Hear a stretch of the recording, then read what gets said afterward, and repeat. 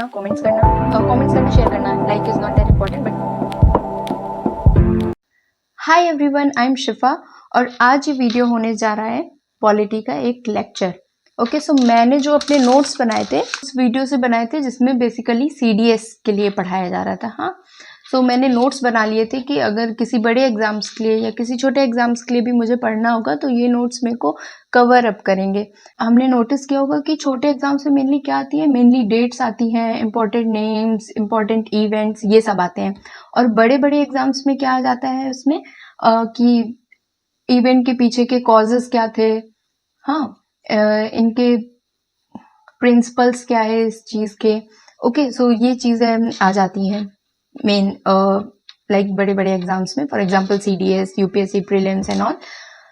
तो इस अकॉर्डिंग मेरे नोट्स हैं, तो आप वीडियो देख रहे हो तो आप इनसे अपना कंटेंट निकाल सकते हो जो भी आपको सुटेबल लगे। Okay so let's stop with this chit chat here and begin with our video. So देखो सबसे पहले पॉलिटी में क्या पढ़ेंगे कि पॉलिटी में हमें you know that it is very important to know constitution कैसे बना, लाइक कॉन्स्टिट्यूशन कैसे बना, क्या क्या जर्नी रही, क्या क्या लोगों ने स्टेप्स लिए। So first we will talk about कि पहला थोड़ा किसी ने हिंट टाइप किसने दिया था कि हाँ हमारे कंट्री में कॉन्स्टिट्यूशन आना चाहिए। तो इसका हिंट हमें 1895 में बाल गंगाधर तिलक ने कब दिया, विद स्वराज बिल के जरिए इन्होंने हमें एक हिंट दिया था। हाँ जिसको हम the constitution of Indian bill के नाम से भी जानते हैं, the constitution of India bill. Okay so ये 1895 में इन्होंने एक हिंट टाइप सा दिया था कि नहीं हमारी कंट्री में भी कॉन्स्टिट्यूशन होना चाहिए। अभी या जब आजाद होगी हमारी कंट्री तब हमें कॉन्स्टिट्यूशन तो होना ही चाहिए। ओके जिस बल्कि स्वराज बिल के अंदर क्या क्या चीजें कवर थी 1895 में भी, वहां चीजें कवर थी, राइट टू फ्री स्पीच होना चाहिए, राइट टू प्रॉपर्टी होना चाहिए, involution of one's home, equality before law etcetera. हाँ ये सब चीजें उन्होंने मेंशन की थी। अब इधर 1906 में दादा भाई नरोजी डिमांड करते हैं स्वराज की। इन्होंने तो बाल गंगाधर तिलक ने तो स्वराज बिल का एक हिंट दिया था जिससे हमें ये पता चल रहा था कि हाँ हमारा भी कॉन्स्टिट्यूशन होना चाहिए। बट स्वराज की डिमांड फर्स्ट टाइम किसने की थी, वो की थी 1906 में दादा भाई नेरोजी ने। और इन्होंने कहाँ किया था 1906 में, कलकत्ता सेशन में। ओके मूविंग फॉरवर्ड, अब देखिए मेकिंग ऑफ कॉन्स्टिट्यूशन की अगर हम बात करें तो फर्स्ट टाइम जिन्होंने कंप्लीट स्वराज की मांग की थी, यहाँ पे हमने देखा कि दादा भाई नरोजी ने स्वराज की मांग की 1906 में कलकत्ता सेशन में।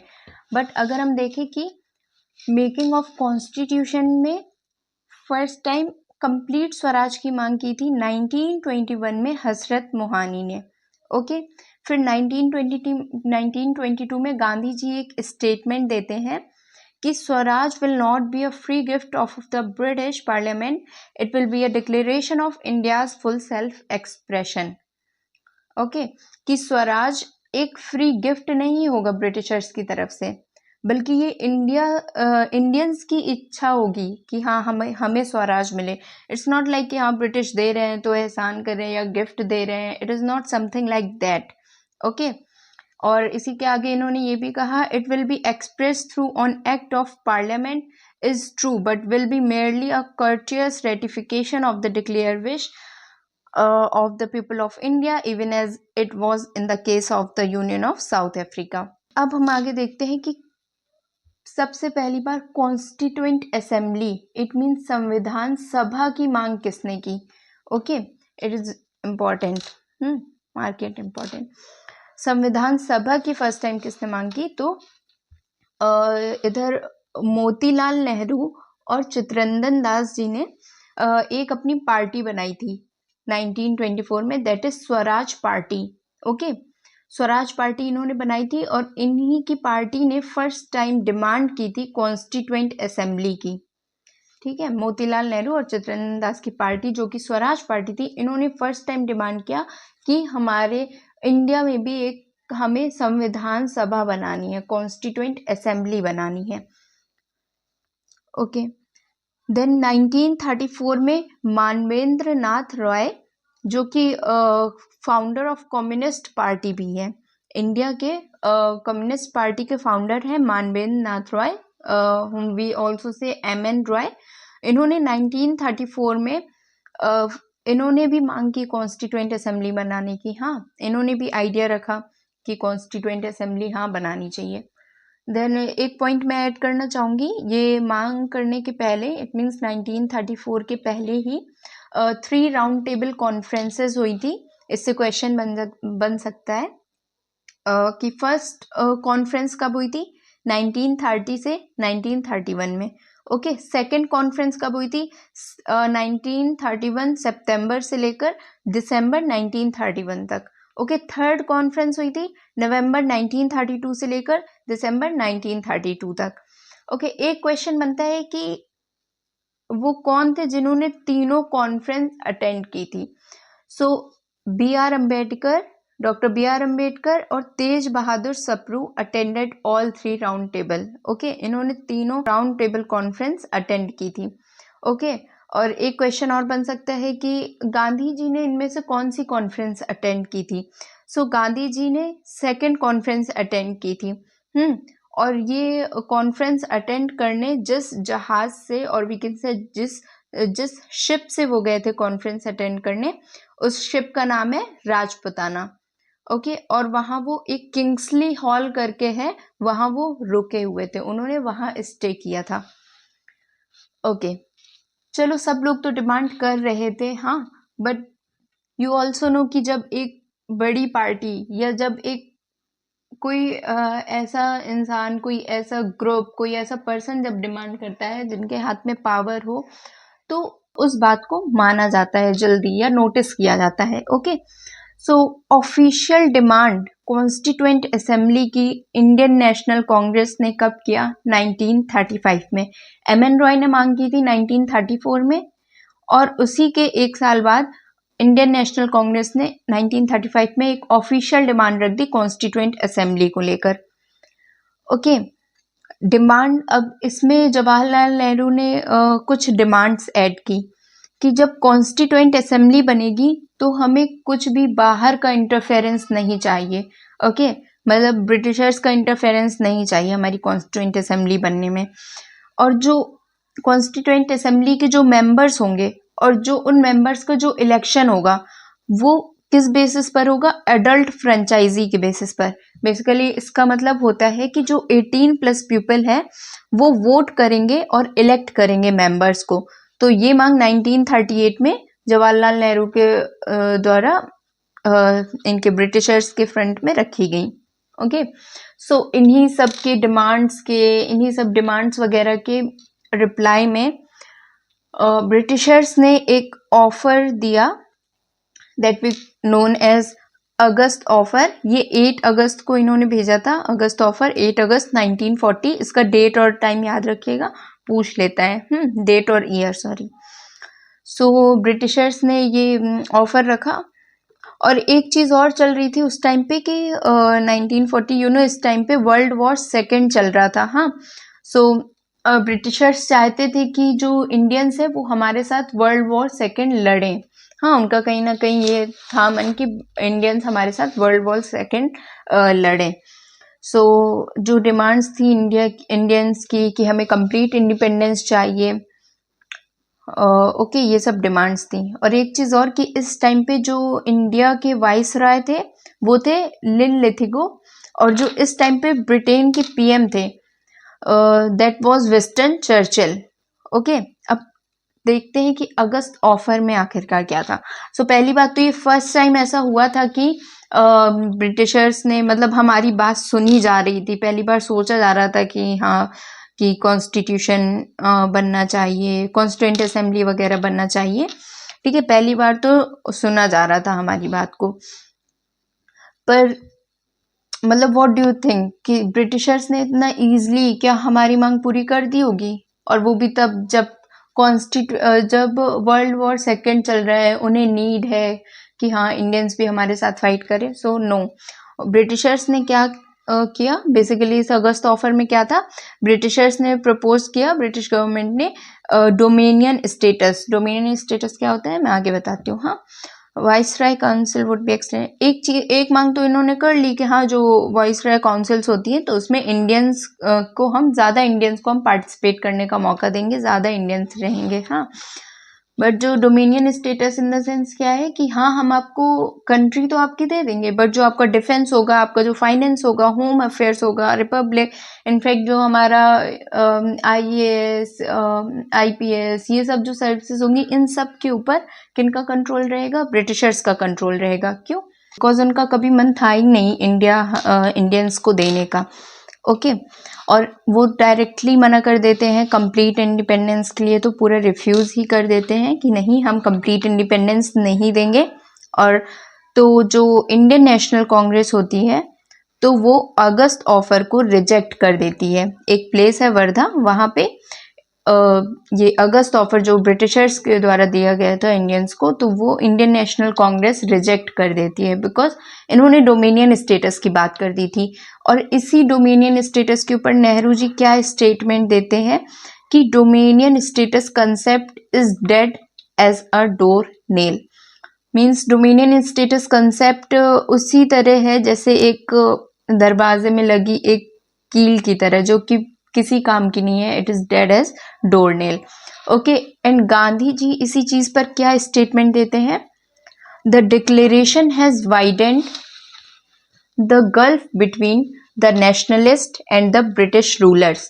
मतलब ये जो आपने डोमिनियन स्टेटस की बात कर दी है, ये जो डोमिनियन स्टेटस का डिक्लेरेशन कर दिया है, तो इसने क्या कर दिया है? इसने बस एक खाई को और बढ़ा दिया है ब्रिटिश रूलर्स और इंडियन नेशनलिस्ट के बीच में।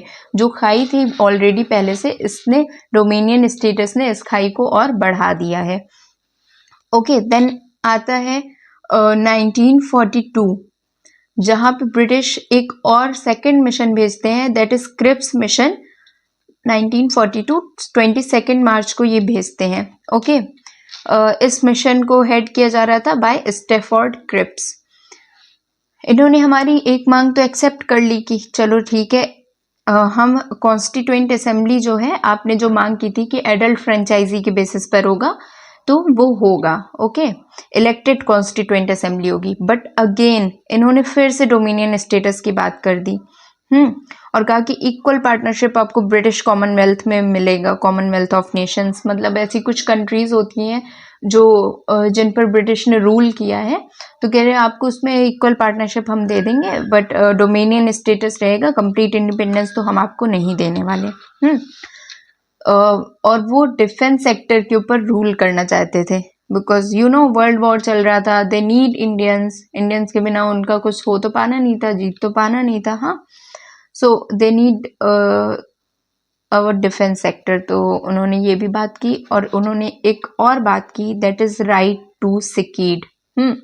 राइट टू सिकीड, इन्होंने फिर से वही एक डोमिनियन स्टेटस तो बात की ही, अगेन दूसरी एक ऐसी बात कर दी है जो कि गांधी जी के सेकंड स्टेटमेंट को पूरी तरीके से अप्लाई कर देता है कि हाँ ये चीज और खाई बढ़ा देता है इंडियन नेशनलिस्ट और ब्रिटिश रूलर्स के बीच में। ओके, सो राइट टू सिकेट का क्या मतलब है? लेट्स सी, इसमें क्या था, देखो उस टाइम पे क्या था कि जो इंडिया का काफी सारा पोर्शंस था जहाँ पे ब्रिटिश रूल कर रही थी। हाँ, ब्रिटिश प्रोविंसेस रूल कर रही थी, और कुछ एरिया ऐसा भी था जहाँ पे इंडियंस के ही दैट टाइम मतलब किंग्स वगैरह रूल कर रहे थे। जिसे प्रिंसली स्टेट्स कहते हैं हम उन जगहों को। हाँ, प्रिंसली स्टेट्स। तो राइट टू सिकीट में क्या था कि जो इंडिया का जो कॉन्स्टिट्यूशन बनेगा या उसमें जो रूल्स बनेंगे, जो लॉज बनेंगे, अगर प्रिंसली स्टेट्स उन रूल्स और लॉज से सेटिस्फाई नहीं है तो वो इंडिया जो कंट्री है उससे सेपरेट होकर एक अलग कंट्री बना सकते हैं। मतलब आप देख रहे हो अभी भी वो डिवाइड एंड रूल की पॉलिसी यहाँ पे अपना रहे हैं। सो सेपरेट होना चाहेंगे तो वो सेपरेट हो सकते हैं, ये बात इन्होंने की। और ब्रिटिश इंडिपेंडेंस की डेट देने को रेडी नहीं थे। सो ये बात की तो ऑब्वियसली इंडियन नेशनलिस्ट मना ही करेंगे, मतलब इस मिशन को भी ये लोग एक्सेप्ट नहीं करेंगे। और महात्मा गांधी ने क्या एक स्टेटमेंट और दिया, अ पोस्ट डेटेड चेक। हाँ, मतलब ऐसा चेक जो कि जिसमें डेट नहीं है, पोस्ट डेटेड है कि हाँ दे देंगे, बट इट्स नॉट मेंशन कि कब देंगे इंडिपेंडेंस, कौन सी डेट को देंगे। हाँ, सो एज वी नो कि मना होना ही था, तो जैसे इंडियन नेशनल कांग्रेस और जो मुस्लिम लीग थी, दोनों ने मिलकर मना कर दिया, रिजेक्ट कर दिया इस क्रिप्स मिशन को भी। ओके, फिर ब्रिटिशर्स सेंड करते हैं अपना थर्ड मिशन, जो कि करते हैं 24 मार्च 1946 में। इस टाइम पे ब्रिटेन के पीएम होते हैं क्लीमेंट एटली, और वो एक मिशन भेजते हैं 3 कैबिनेट्स के साथ, ब्रिटिश के 3 कैबिनेट्स के साथ वो इस कैबिनेट मिशन को भेजते हैं। The first one is Pethick Lawrence. Pethick Lawrence कौन थे? Secretary of state for India. Second cabinet is Stafford Cripps, ये वही है जो क्रिप्स मिशन को हेड कर रहे थे। So he is Stafford Cripps. ये कौन थे? President of board of trade. And the third one is A V Alexander, first lord of Admiralty. Okay, so cabinet mission के मेन ऑब्जेक्टिव्स, 2 मेन ऑब्जेक्टिव्स थे उस टाइम पे। हाँ, 2 मेन ऑब्जेक्टिव्स क्या थे? कि पहला तो ये कि एक कॉन्स्टिट्यूएंट असेंबली बनानी है, to formulate and constituent assembly, और दूसरा ये कि to form interim government. Interim government basically हमें उस टाइम पे क्यों बनानी थी? हमें इसलिए बनानी थी कि जो गवर्नमेंट जो ब्रिटिश अभी हमारे ऊपर रूल कर रही है, हाँ, हमारे ऊपर गवर्नेंस चला रही है, तो उस चीज को, उस रूल को हैंड ओवर करने के लिए इंडिया में भी तो एक गवर्नमेंट होनी चाहिए ना, कि ब्रिटिश उस रूल को किसके पास हैंड ओवर करेगी। सो इस वजह से हमें उस टाइम पे एक इंट्रीम गवर्नमेंट बनानी थी और एक कॉन्स्टिट्यूएंट असेंबली बनाना था। और ये इंट्रीम गवर्नमेंट बिना किसी इलेक्शन वगैरह के बननी थी टिल इंडिपेंडेंस, जब तक हमें इंडिपेंडेंस नहीं मिल जाता तब तक के लिए बस ये इंट्रीम गवर्नमेंट बननी थी विदाउट इलेक्शन। सो ये कब? 2 सितंबर 1946 को ये गवर्नमेंट बनी और 15 अगस्त 1947 तक रही। Okay, without election, as I told you. और इसमें कौन कौन हेड होते हैं देखते हैं। तो president of executive council, viceroy and governor general of India, ये कौन है? ये थे विस्काउंट वेवेल टिल फेब 1947 तक, then Lord Mountbatten from Feb 1947। Okay, और कमांडर इन चीफ कौन रहते हैं? Sir Claude Auchinleck. Vice president in charge of external affairs and Commonwealth relations, that is Jawaharlal Nehru. Okay, mark is that important. Okay, ये important है, question आ सकता है कि vice president in charge of external affairs and Commonwealth relations कौन थे? जवाहरलाल नेहरू। ये sector किनके हाथ में था? Home affairs, information and broadcasting, that is Sardar Vallabh Bhai Patel. Agriculture and food, doctor Rajendra Prasad. Commerce, Ibrahim Ismail. Defence, Baldev Singh. So those who are preparing for defence, mark it as important because ये question आ सकता है। डिफेंस कौन थे? Baldev Singh. Finance, that is Liaquat Ali Khan. Okay, education and art, C Raja Gopalachari. Okay, health, Ghazanfar Ali Khan. Labour, Jagjivan Ram. Law, Jogendra Nath Mandal. Railways and communication, post and air, that is Abdul Rab Nishtar. Works, mines and power, CH Bhabha. Okay, अब यहाँ पे बात आती है टू फॉर्मुलेट कॉन्स्टिट्यूएंट असेंबली। अब constituent assembly बनाने के लिए क्या हुआ, आगे देखते हैं आगे क्या प्रोसेस हुआ। ओके, सो टोटल मेंबर्स जो कॉन्स्टिट्यूएंट असेंबली के थे, मतलब जो टोटल सीट्स थी एक कॉन्स्टिट्यूएंट असेंबली में, that was 389 seats.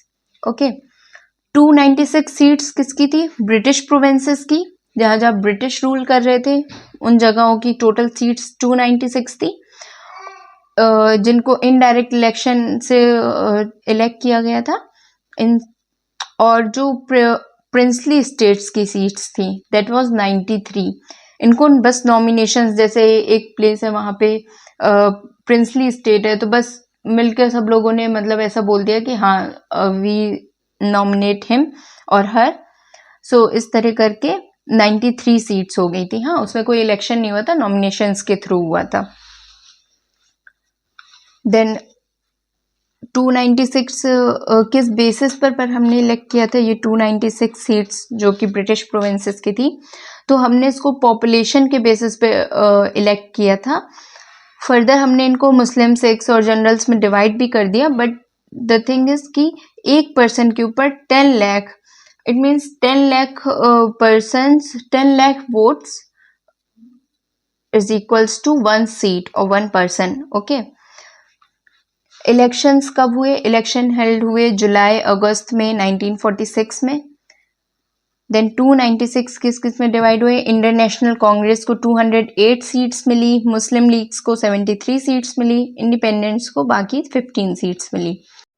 Princely states and Muslim League did not participated in constituent assembly because कहीं ना कहीं ये था कि हाँ कॉन्स्टिट्यूएंट असेंबली बनेगी, कॉन्स्टिट्यूशन बनेगा, तो इनका प्रिंसली स्टेट्स का जो मतलब किंग एज अ किंग रहेंगे वो फिर हट जाएंगे, ऐसा कुछ था इनका सीन। हाँ, और जो मुस्लिम लीग थे इनको तो अलग कंट्री ही चाहिए थी। हाँ, तो इन्होंने पार्टिसिपेट नहीं किया था कॉन्स्टिट्यूएंट असेंबली में, बट कॉन्स्टिट्यूएंट असेंबली 6 दिसंबर 1946 को बन के तैयार हो गई थी। Okay, remember this date.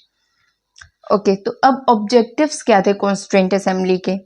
कि अब कॉन्स्टिट्यूएंट असेंबली तो बन गई, बट अब आगे क्या? तो आगे ऑब्जेक्टिव्स क्या थे? पहली चीज तो इंडियन कॉन्स्टिट्यूशन बनाना था।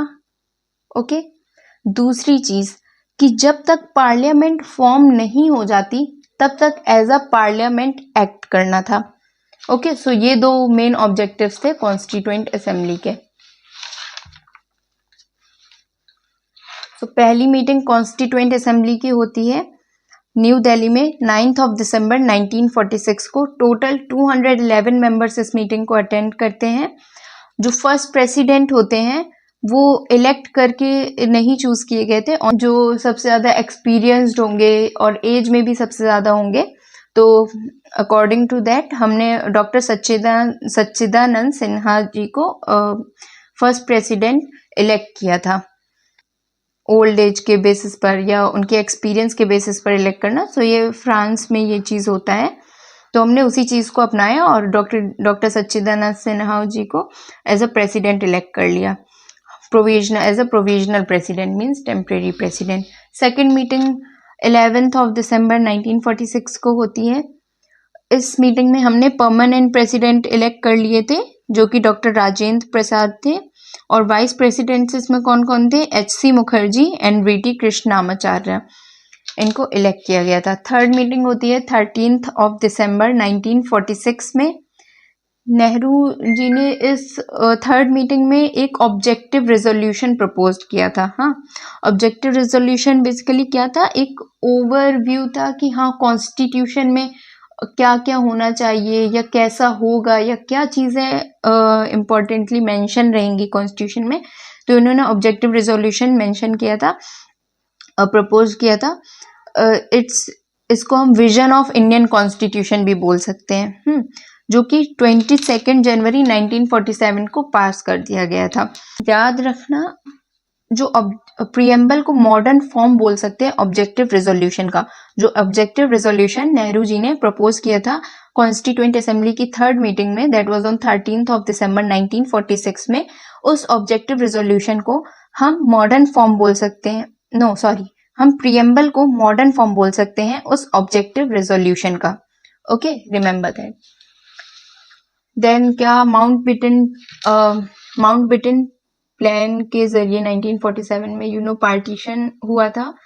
सो 389 मेंबर्स थे जो टोटल, तो उनमें से कुछ पाकिस्तान चले गए, और रिमेनिंग्स जो बचे वो टोटल थे 299 मेंबर्स बचे थे। अब कॉन्स्टिट्यूशन बनाने के लिए क्या था? कमिटीज बनी और जो कि 2 पार्ट्स में डिवाइड कर दी गई, 8 major committees and 13 minor committees. सबसे इंपॉर्टेंट जो इनमें से कमेटी थी that was drafting committee. Committees के चेयरमैन देख लेते हैं। जवाहरलाल नेहरू किन किन के चेयरमैन थे? यूनियन कॉन्स्टिट्यूशन कमेटी के, union powers committee, state committee. Doctor Rajendra Prasad किसके थे chairman? Steering committee, finance and staff committee, rules of procedure committee, ad hoc committee और नेशनल फ्लैग। सरदार वल्लभ भाई पटेल किसके थे chairman? Provincial constitution committee, advisory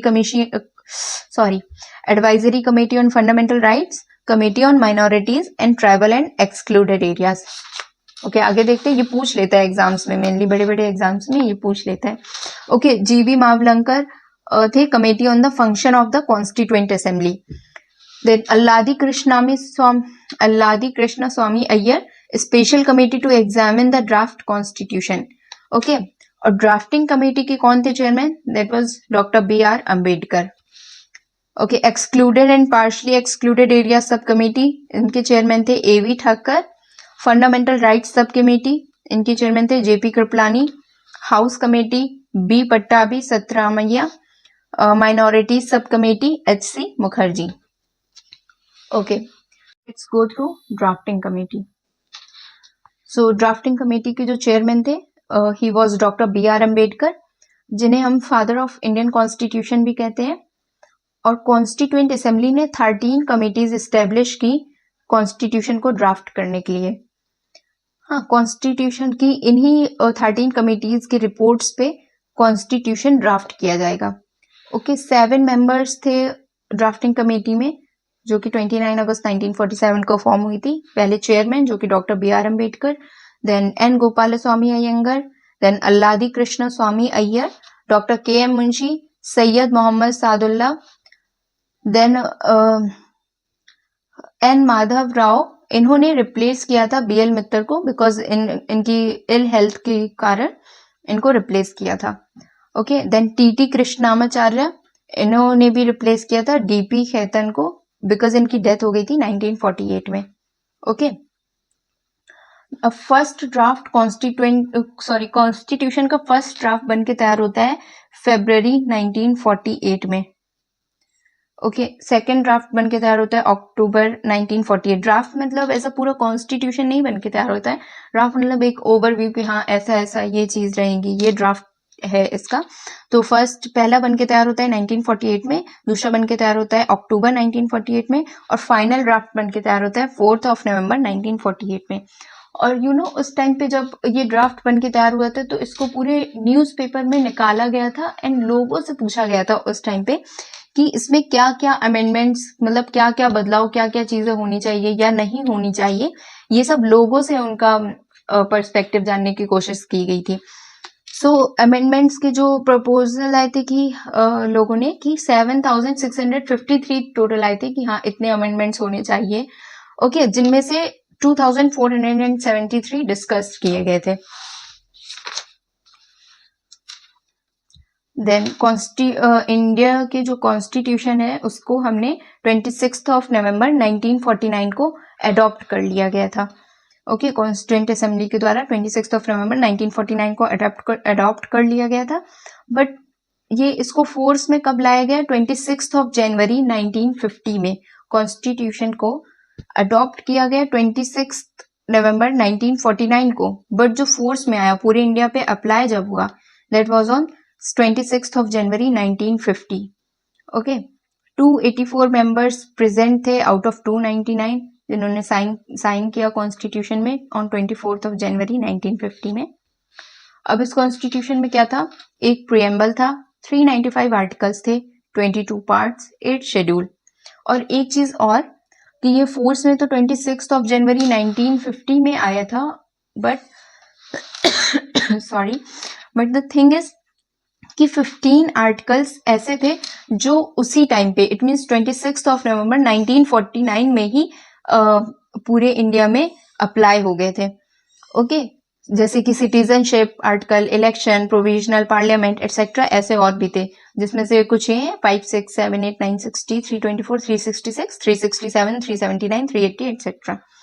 okay, ये तभी apply कर दिए गए थे जब कॉन्स्टिट्यूशन अडॉप्ट किया गया। नाउ द क्वेश्चन अराइजेस कि जब कॉन्स्टिट्यूशन 26 नवंबर 1949 को ही बन के रेडी हो गया था, so why we waited for like 26 January 1950? हाँ, सो द रीजन इज कि लाहौर सेशन हुआ था 1929 में रावी रिवर के पास। सो उस टाइम पे ये डिसाइड किया गया था कि 26 जनवरी 1930 को, इस दिन को हम ऑब्जर्व करेंगे एज अ पूर्ण स्वराज डे। ठीक है, ये चीज की गई थी कि 26 जनवरी 1930 को हम एज अ पूर्ण स्वराज डे हम याद करेंगे, मानेंगे हम इस दिन को एज अ पूर्ण स्वराज डे मनाया जाएगा। सो इस डे की वी कैन से वैल्यू रखने के लिए और इस डे को हम याद रखें, भूले ना। सो इस वजह से क्या किया था कि जो कॉन्स्टिट्यूशन 26 नवंबर 1949 को ही बन के रेडी हो गया था, उसको हमने जानबूझकर 26 जनवरी 1950 को फोर्स में लाया। ओके, अभी कुछ बहुत इंपॉर्टेंट पॉइंट्स है related to constitution. The first one is making of constitution process took 2 years 11 months and 18 days। Constitution को बनाने में, इस प्रोसेस में पूरा हमें 2 years 11 months and 18 days लग गए। इसके टोटल 11 सेशंस हुए, जिसमें से 15 वुमेन्स भी थी। ओके, कॉन्स्टिट्यूशन में जो लीगल एडवाइजर थे वो थे बेनेगल नरसिंह राव। सेक्रेटरी थे कॉन्स्टिट्यूएंट असेंबली के, he was HVR Ayyangar. Calligrapher कौन थे? Prem Behari Narain Raizada. Okay, expenditure total कितना हुआ?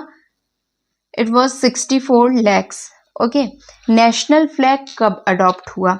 नेशनल फ्लैग अडॉप्ट हुआ 22 जुलाई 1947। मीन्स आज़ादी के पहले ही, फ्रीडम के पहले ही हमें नेशनल फ्लैग हमने अडॉप्ट कर लिया था। और national anthem it was on 24 January 1950 by Rabindranath Tagore.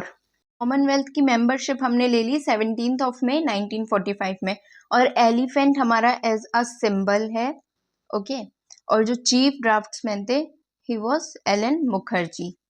Now let's move towards the constitution. अब कॉन्स्टिट्यूशन के अंदर में क्या था, हमें इसके अंदर में क्या पढ़ना है, इस चीज़ के लिए बढ़ते हैं। The first thing is legislative, जिसके अंदर हमारा पार्लियामेंट, स्टेट लेजिस्लेचर आता है। Okay, and one thing president हमारे लेजिस्लेटिव में भी आते हैं, एग्जीक्यूटिव में भी आते हैं। द सेकेंड थिंग एग्जीक्यूटिव के अंदर आते हैं हमारे प्रेसिडेंट, वाइस प्रेसिडेंट, जुडिशरी, जिसके अंदर हमारा सुप्रीम कोर्ट आता है। ओके, अब 26 जनवरी 1950 में क्या था कि हमारे कॉन्स्टिट्यूशन में एक प्रीएम्बल था, 22 पार्ट्स थे, 395 आर्टिकल्स थे एंड 8 शेड्यूल्स थे।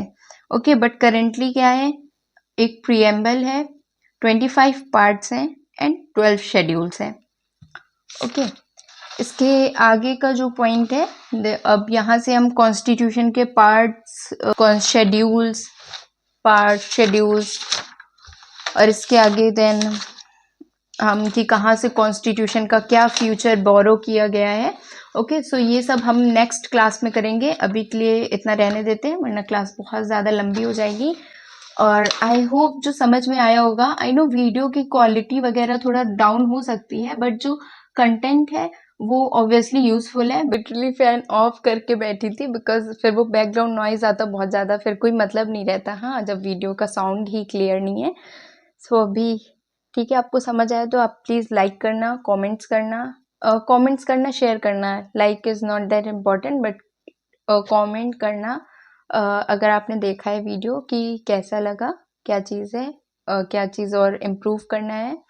ओके, बाकी थैंक यू वेरी मच। मिलते हैं नेक्स्ट वीडियो में। बाय।